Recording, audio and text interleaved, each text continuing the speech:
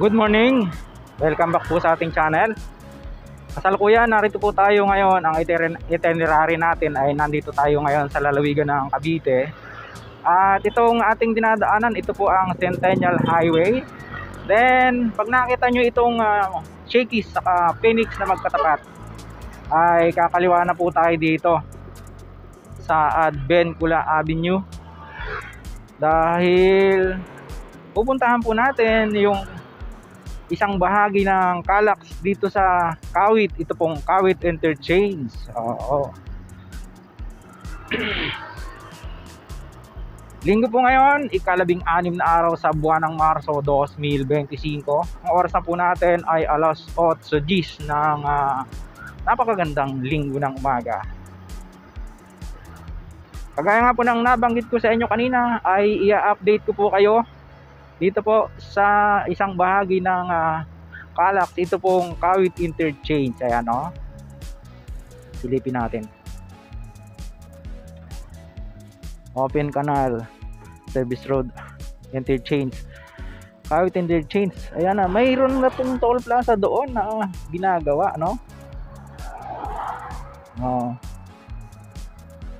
Tapos dito siya siguro magkakaroon dito ng overpass bridge.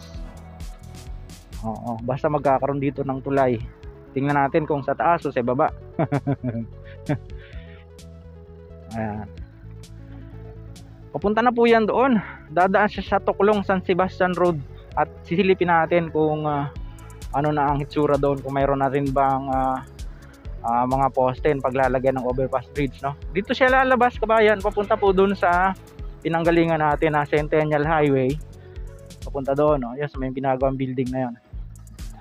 At yan po, may haba po yung 8.68 kilometers. Yun pong kukonek dito sa Cavitex. Ito nga pong Kawit Interchange. Papunta po sa Open Canal.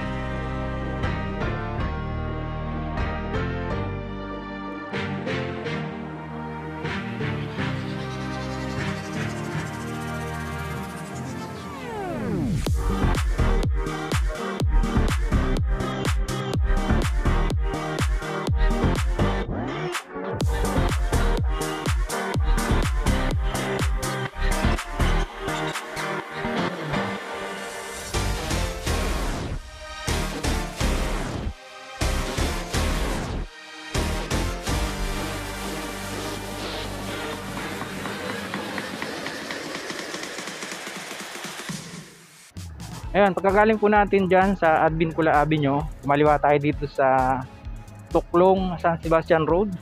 Dahil nakita nga po natin, dito siya tatawid ayon dun sa ating chinek sa Google Map, no? At eto na siya, ayan, no? May mga column na rito. Pier column. 4 siya.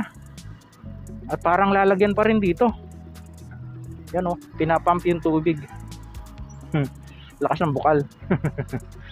Yan, papunta po ito ng Open Canal. Dadaan dyan sa may Imos, sa may Alapan Heritage Park, no? O, kakaiba yung design niya. Siguro ipapantay yung ano dyan. Kasi board pile po yung malaki yan. Yung malaki, board pile yung sa ilalim, no? Tapos dito yung papunta ng Kawit. Tingnan natin. Pasukin lang natin saglit. Ay nako.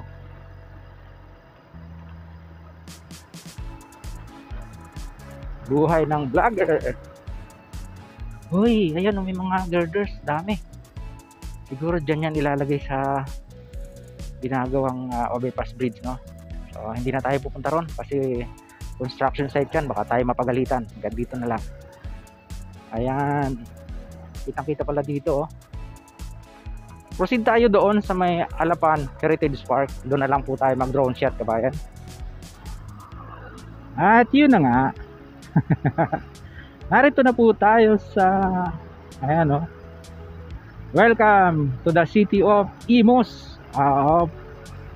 Nandito na po tayo sa may New Lancaster City. Nakita nyo, rotonda na po yung sa unahan na yan, oh. Bagong design. Dati hindi ganyan ang design niya, eh. Ba, nag-i-evolve pagkaraan ng ilang panahon, ano?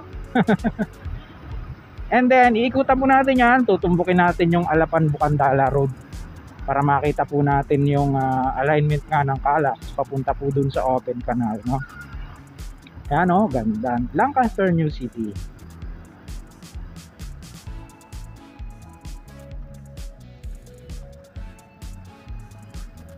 Ayan, papunta po ng Gentry yan. SM Gentry, pag tinuloy-tuloy nyo. Navarro.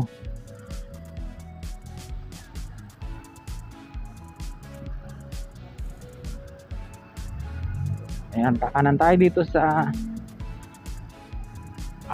Bukandala, Alapan Road. Oh, ginagawa tong bungad, oh. Yung paliko, kaya medyo nagkakaroon ng pagsisikip. Oo po.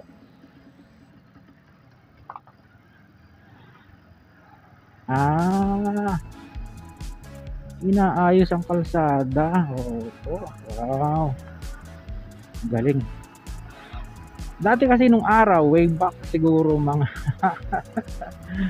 2015 or 2014, grabe, lubak dito mga kabayan. Kasalukuyang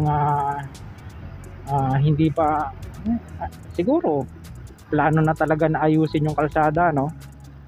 Pero grabe lubak dito. Challenging.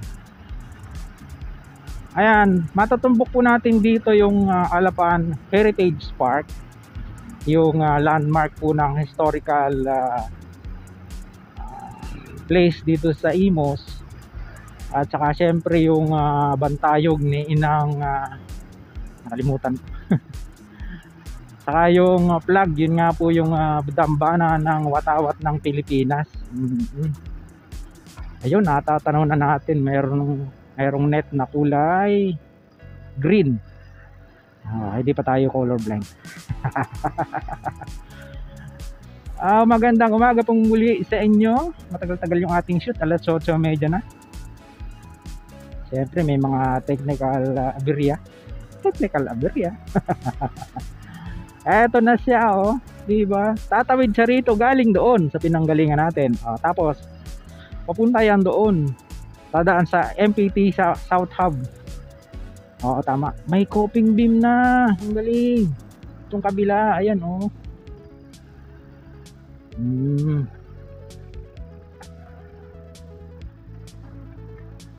Oo. Tapos ito, mayroon na rin, hindi pa lang inaalis ang forma. Ipasok sila. Talagang parang ano na, no? Dito, full blast yung kanilang trabaho.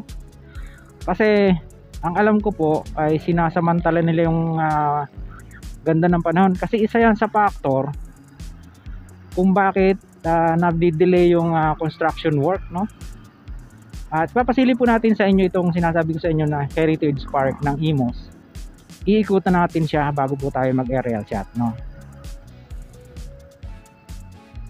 Ayan, no?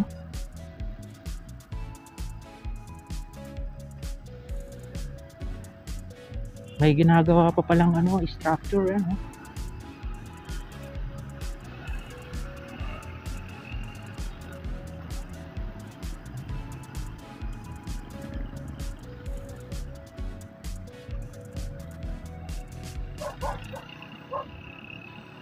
Kasi paikot lang po yan. Ayun yung bantayog, oh. Ito yung plug.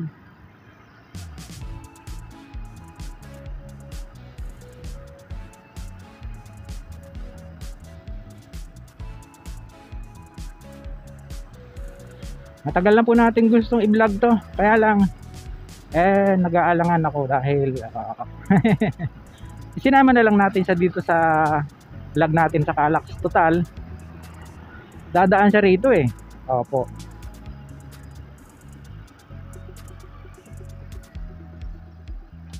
Ay, ang galing oh.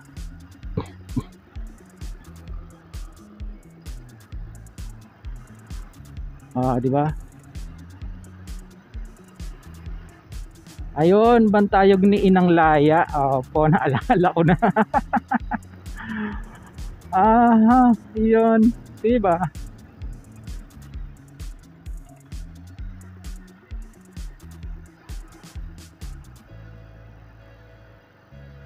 Ayun. Balik tayo dito para makita ulit natin yung ginagawa. Dito na siya tatawid.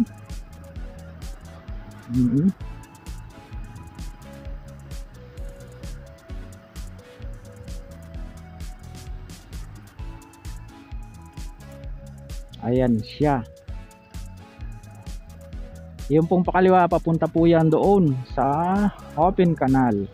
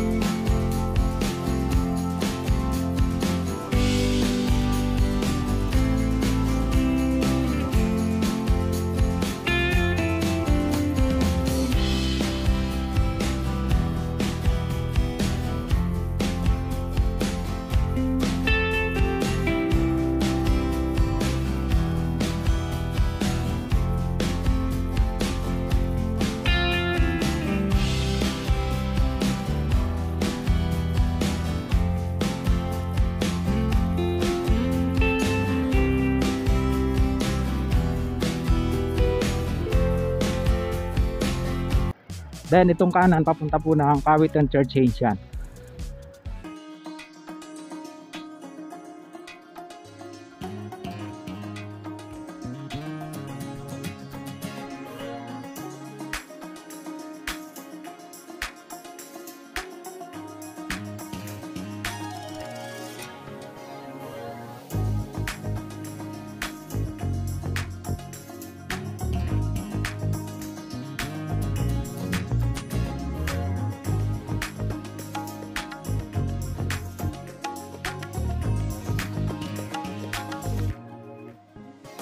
Tapos nakita natin sa mapa, banda-banda roon nandun yung office ng MPT South Hub. So yun, siguro hanggang dito na lang po muna pansamantala yung ating vlog na na-share sa inyo. Sa mga ngayon lang po napagawi sa ating pong munting channel, huwag niyo pong kalimutang mag-like at mag-subscribe, pakipindot po ang notification bell para lagi po tayong updated anytime na mag-upload po tayo ng video. Ito pong muli si Kabayang Alex, lagi nagpapaalala, mag-ingat po tayo, lagi tayong manalangin at magpasalamat sa Diyos. See you po on my next vlog, God willing. Hasta, bye bye.